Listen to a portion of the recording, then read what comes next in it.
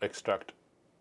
Եզակի պատմություն ու մշակույթ ունեցող Հայաստանը այնուամենայնիվ սոցիալ-տնտեսական ցուցանիշներով ոչինչով չի տարբերվում այլ հետխորհրդային երկրներից։ Ամերիկայի ձայնին տված հարցազրույցում պատմում է հայ ազգի աշխարհահռչակ տնտեսագետ Մասաչուսեթսի տեխնոլոգիաների ինստիտուտի պրոֆեսոր Տարոն Աթեմօղլուն։ Ծնվել ու մեծացել եմ հայկական ընտանիքում, ավարտել Ստամբուլի հայկական տարրական դպրոցը եւ իհարկե ինձ միշտ հետաքրքրել են տնտեսական, քաղաքական եւ սոցիալական զարգացումները Հայաստանում։ Աթեմօղլուն, որը հանդիսանում է աշխարհի 10 ամենահիշատակվող տնտեսագետներից մեկը, հետազոտում է այն սոցիալ-քաղաքական գործընթացներն ու համակարգային գործոնները, որոնք երկրներին թույլ են տալիս տեխնոլոգիական եւ տնտեսական թռիչք կատարել։ Քաղաքական ու տնտեսական գործոններն այս ամենի հիմնասյուներն են, քանի որ որոշ երկրների հաջողությունը պայմանավորված է հենց տնտեսական եւ քաղաքական համակարգերով։ Նախկին խորհրդային երկրներից, նշում է տնտեսագետը, հաջողության են հասել միայն նրանք, որոնք կարողացան ձերբազատվել խորհրդային ժառանգությունից մնացած սոցիալ-տնտեսական համակարգից,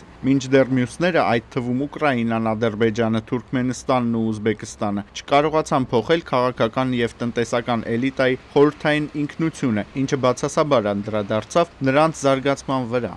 Ցավոք սրտի Հայաստանը նույնպես այս երկրների թվին է պատկանում, սակայն ի տարբերություն օրինակ Ղազախստանի, Ադրբեջանի կամ Թուրքմենստանի, Հայաստանի համար դրանք շատ ավելի լուրջ դժվարություններ են, քանի որ այն սերտ կապված է արտաքին աշխարհին Սփյուռքի միջոցով, եւ այդ պատճառով Հայաստանի բնակչության համար շատ ավելի հեշտ է լքել երկիրը։ Հենց այդ պատճառով էլ արտագաղթը, հատկապես երիտասարդների արտագաղթը, սարսափելի վտանգ է Հայաստանի համար։ Գիտնականի կարծիքով լուրջ հաջողություններ գրանցելու համար Հայաստանին անհրաժեշտ է առաջին հերթին փոխել երկրի ազդեցիկ մարդկանց գիտակցությունը, վերջնականապես ձերբազատվել խորհրդային քաղաքական եւ տնտեսական մոտեցումներից եւ զարկ տալ ստեղծագործական ջանքերին ու աշխատասիրությանը։